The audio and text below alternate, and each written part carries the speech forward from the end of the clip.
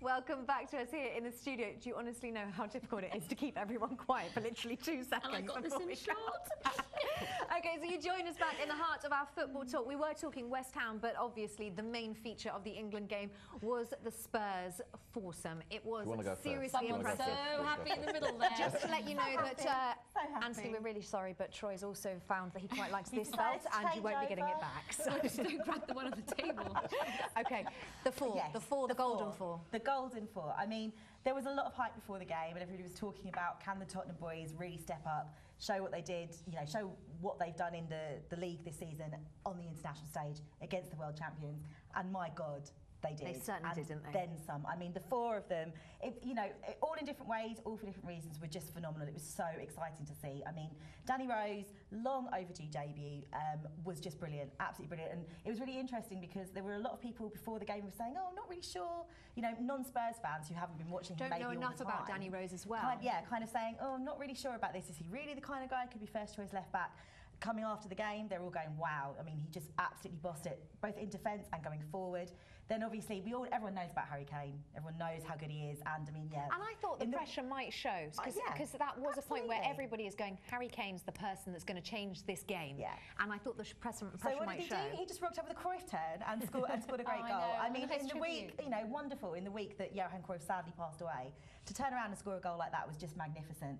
Dele Alli as well was the one that, you know, everybody was talking about him before the game. He's been so phenomenal this season, and you know, the rate in which he's improved and stepped up has been incredible. You kind of go, well, can he really cut it? He's 19 years old. He was cool, calm and collected, wasn't he? You know, he could have been playing like Sunday League. That's how little he cared about the fact that he was facing the world champions. He carried on all his tricks, all his skills, showed absolutely no fear. It's such a joy to watch, like not just from a Tottenham perspective, but just from a footballing perspective. Troy, finally, England look like they've got a future. Which is the first time in a long time that you can actually say there's a squad that they can grow with. Yeah, definitely. I think, you know, not just the Spurs lads, although they did dominate. Jamie Vardy's certainly impressed. I haven't mentioned Derek Dyer yet. Jamie Vardy comes on and instantly proves that he's a forward to be reckoned with at international level. Not just because he scored, the quality of the goal as well was absolutely amazing. And it's quite impressive how he fitted in, because I think for another player, that foursome was quite dominant, and for Jamie Vardy to fit into that setup. Jamie Vardy's on this crest of a wave where he's come from and where he is now, he fully appreciates it, and I think he's just living the dream, and every moment he's going to enjoy it. It's so nice to see, and it's quite refreshing to see form in the league, then go into internationals. Straight in. It hasn't happened. You don't often see that. It's a shame because we spoke earlier about obviously, you know, Noble, who should be playing. But I think Danny Rose has been long overdue, because I don't think anyone has locked down that left back position, and Danny has been consistent for a very long time now. So it's interesting that he's been given the opportunity to go and impress and taken it with both hands, but yet obviously Noble hasn't. So, but it was a real refreshing performance. I think that's the big thing. And Drinkwater as well, showing really that he was made of good stuff. I think the really interesting thing about England as well, like we talk about refreshing, I'm probably not alone in saying this. I think a lot of people have kind of fallen a little bit out of love with England over the last decade or so. It's been a bit disheartening, Felt a bit disheartening, felt necessarily like you didn't have a lot to care about or a lot to get excited about or to identify with. What's so nice about this current crop, Spurs players and the others coming through, is that you can see how much they want it, how much they're enjoying it. Like you say, Jamie Vardy, living the dream. It looks like these guys are living the dream. Like, you know, poor Jack Butland, when he came off, was in absolute floods of tears. Like, to see how much it meant to him. But I think it's so refreshing. I think slightly differently, Emma, because I think that during the qualifiers, everyone is on this crest of a wave, because England never have a real tough qualifier. We're expected to get through. It's when we get to the actual tournament that after the first game, everyone's expectations floods down. So hopefully with this, you know, this new young breed of players that we can go right through. Are you a Rooney stay or Rooney should be left out? No, I don't believe what you mean as in starting in the starting 11. Do you know, that's it. I'm gonna put that question to you. I like Rooney. He's a nice guy. He gives it his all sometimes. It's the experience that keeps the team together, and isn't it? And what he's been through in life as well, he can put on to other kids, young kids coming through. So I'll say keep him. I think no doubt he needs to stay in the squad. That's not up for debate. For me, in terms of Young kids will learn captain, from him. leader, Yeah. experience, Absolutely. exactly. Youth Emma, should he learning from start him. if obviously injury Starting concerns? To be honest, I don't think he should, and that is no disrespect to him. I think he's been a phenomenal player for England. You know, he is captain. But he He's is got a wealth England's of best experience. goal scorer. Yes, but that's partly down to how long he's been playing for. If you're basing performances on, or basing positions on the form this season, you can't justify putting him in ahead of Harry Kane or Jamie Vardy. You can't do it. But having said that, Roy Hodgson, when it comes to major tournaments, can be quite conservative with his selection. Well, so I was listening to Henry Winter talking earlier today, and I do respect his points, which is whether he's been playing. That's the point. He's been playing that long. He is England's best goal scorer. He's a wealth of experience. When the actual tournament starts, the nerves kick in, and someone like Wayne Rooney on the pitch is got to be a sort of figurehead for the rest of the players. Keeps the team strong. I don't think we can talk about the belt nearly went drop there. your belt. I was then going to be in some... Listen, I would have left tonight. Don't worry about that. You would never have seen me ever again. I don't think we can be talking about who should be starting at the moment. You know, the team is doing well. You know, for the last couple of games, we played France and done very well, played Spain and done well, but didn't win it. Have done well, obviously, on Saturday night. Who knows what Wayne Rooney is going to come back like? It will be what happens at the end of the season. He deserves to be in the squad. You don't just get rid of your captain. And also, it's a tough season for the rest. We've got Leicester, Tottenham have really got a fight on their hands I now. worry There's a few about games left. I worry about the impact that the end of the season will have on these players that have been performing so well for so long. You have a little break, and then you go into pre-season again, getting ready. Relaxed as well, isn't it? Well, exactly that, and that's going to be the biggest thing for Hodgson, for Gary Neville, and all the coaching staff, is to make sure that those young players arrive at that tournament really fresh and really, you know, wanting to bring the trophy home for England. Yeah, I mean, I think it is. Confidence helps. Yeah, exactly. They need the confidence. That's why I think with having Wayne with them, will keep the confidence there. Without doubt. And it is all about that, isn't it? You know, that's why we were talking about this with Chelsea and John Terry, is the fact that you keep someone there just for that experience. Well, there was a reason why we stole all of Anthony Joshua's stuff. There was actually a reason for it, because Sophia was down having a chat with him. So let's hear what he had to say a little bit earlier on.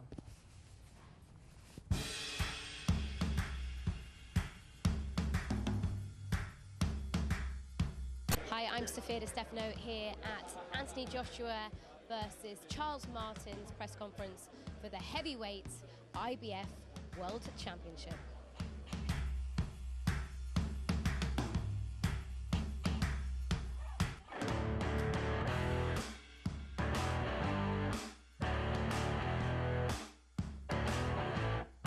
Here with Charles Martin, current IBF heavyweight world champion.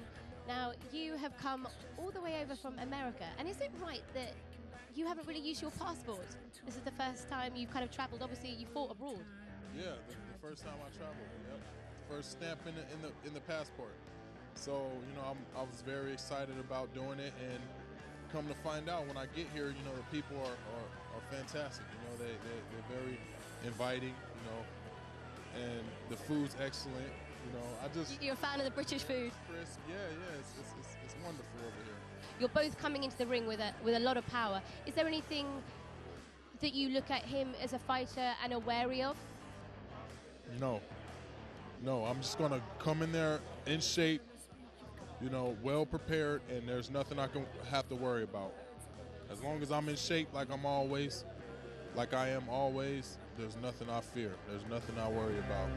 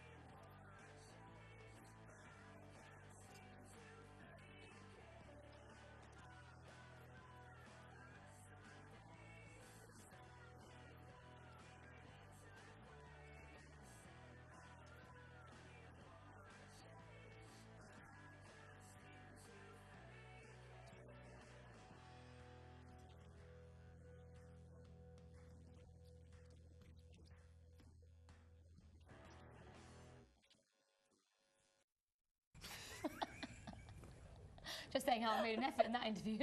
Honestly, I'm like, can't keep these lot quiet. It's like, Troy does want what you've got as well, seriously. I feel like I've been babysitting all night. Okay, well... no, he was, you know what, cool, calm, collected. I like this. This is the second time we've used that phrase today. The biggest fight of his career, IBF world title, in front of his home fans. No more perfect person to ask. Not only is he a friend of yours, but is and was a stablemate. You know him better than anyone, really. Yeah, he's such a nice guy, cool guy, and what an athlete. He trains like a madman. He don't leave the gym. He's in the gym all the time, and you just got to watch him. I love watching him in the gym because I've worked over years for 22 years in the gyms with heavyweights, but seen nothing in my life like him. So, and for me to watch it, it's lovely. Do you believe, like, there is so much hype, obviously, winning the gold medal here, automatically there's a lot of pressure behind Anthony Joshua. He is the golden boy of boxing. Do you believe he can go on and reign the heavyweight division? He's as good as people I truly believe. I'll say to him, you're going to be one of the biggest sports stars we've ever had, and he says to me, Kev, be quiet. He's very humble, isn't he? So yeah, just trust me. I said, I've been around boxing all my life. I said, and you're different from what I've ever seen, and he is. And he's humble, he's an athlete. I really do think he could take over the weight division. Prediction? That's what I was going to say. Prediction, I fancy him.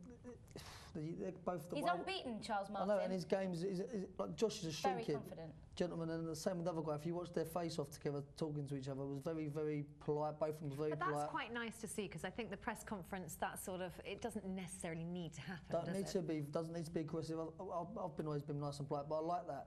But it tells you something about the both fighters. They're both ready for this. They're both headstrong. They're both ready for it, and I believe it's going to be bombs. Will it finish?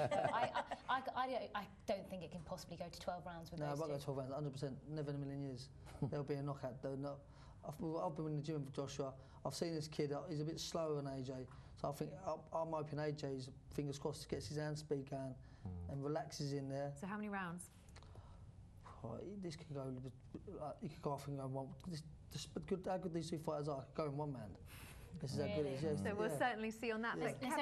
I was going to say, maybe we could get the belt here if he wins it, the next one. Yes, please. After he's been stolen, he's been stolen. Okay, so Kevin, tell us a little bit about what you've been up to now since you've left. Well, you've not really left boxing behind, but you've moved away from fighting yourself. Yeah, I've just enjoyed me in my life, you know. Down at the gym, helping my stablemates out still down at coaching, giving advice to them.